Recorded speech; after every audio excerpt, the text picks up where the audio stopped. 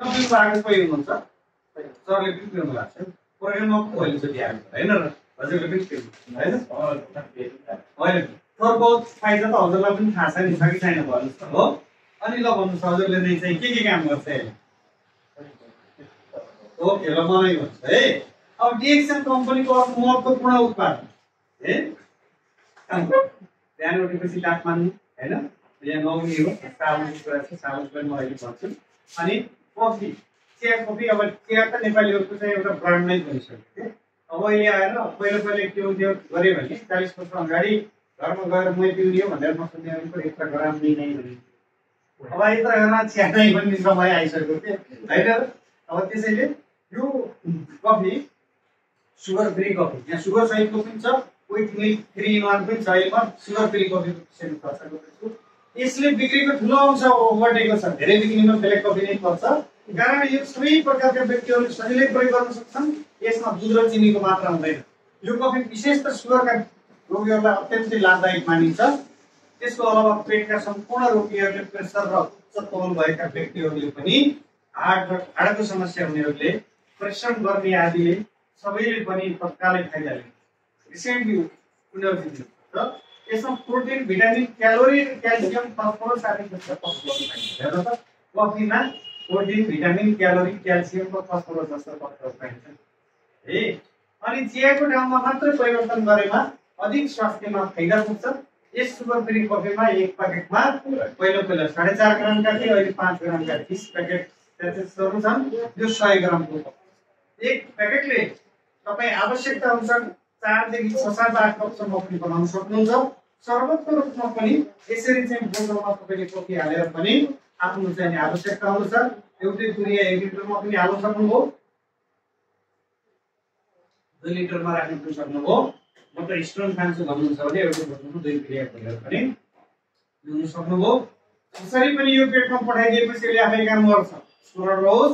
डिएक्सनको कुनै पनि उत्पादन पानीमा राख्नु किनभने यो गाह्रो गर्न हावामा पनि पाप गर्छ है यो फ्रुट बडी समूहमा पर्छ यो पनि छालाको भागबाट बनाइएको हो जुनसुकै मौसममा जति पटक खाए पनि गर्मी गर्दैन किनभने गर्मी भनेको क्याफेन हो जुन यो 0.06% है अब यो कफी पिउँदा बित्तिकै पहिला चाहिँ एउटा सकारात्मक अनुभव फिल गर्न सकिन्छ क्या शरीरले हल्का भार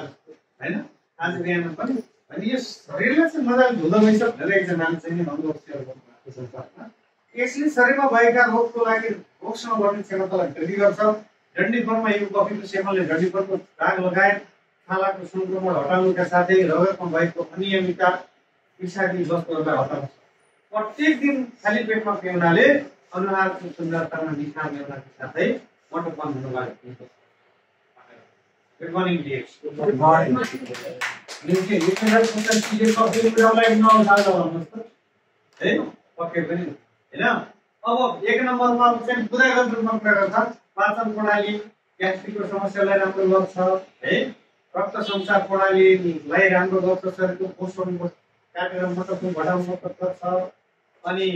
तपाईको तनाव कम गर्छ है तनाव व्यवस्थापनको लागि शरीरमा ताकत दिनुको लागि फुर्तिलो गराउँछ अल्छीहरूको लागि अनिद्राको समस्यामा निद्रा लगाउन मद्दत गर्छ किडनीलाई सफा गर्न मद्दत गर्छ कतिपय व्यक्तिहरूले यही कफी खाएर पथरी झर्यो भनेर चाहिँ टिस्यु पेपरमा अथवा सालको पेपरमा चाहिँ ल्याउनुहुन्छ दीर्घकालीन ताजगी बनाउँछ जस्तो ध्यान गर्दै गर्दाखेरि मेरो त मन एकैछिनमा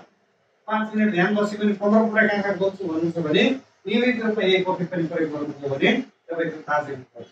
अनि ऊर्जा स्तर बढाउन मद्दत गर्छ तपाईको शरीरमा एनर्जी भएन ऊर्जा भएन भने कोही मान्छे बोल्न कति वेलेका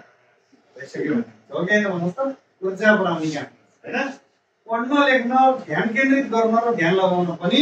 यो डिएक्सनको लिन्जी कफी हो कफीमा यसमा भएका फाइबरहरूले खाना पचाउन मद्दत गर्छन् र दिशा निकाल्न सजिलो गर्छ भनेपछि कब्जियत भएका बिरामीलाई पनि यो कफी एकदम राम्रो किनकि क्याफिन फ्री शरीरलाई कुनै हिट गर्दैन डिएक्सनको कफी बाहेक अरू कफी ग्यास्ट्रिकले प्रेसरले सुगरले मुटुको बिरामी कब्जियत कसैले पनि पिउन मिल्दैन संसारका सबै किसिमका मान्छेले पिउन मिल्ने संसारको एउटा मात्र निरोगी कफी लिन्जी कफी यसले गर्दै गर्दाखेरि कब्जियतको समस्या पनि हट्छ, पाइल्सको पनि समस्यालाई ठिक गर्छ, तातो चिसो पानी जस्तो पनि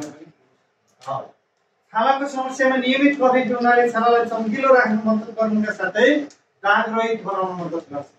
छालाको रोग तथा संक्रमण हटाउँछ। यसमा भएको भिटामिन सीले चौरी बनाउँछ। हेर्नुहोस् त कफीमा भिटामिन सी हुन्छ भने संसारको पहिलो कुरो। मेरुला हाम्रो यसको ब्लड अनि कलेजोलाई पनि यसले सफा र स्वस्थ बनाउँछ। मेरुलाको पत्थरी हटाउन सहयोग गर्छ। मुटुको रोग र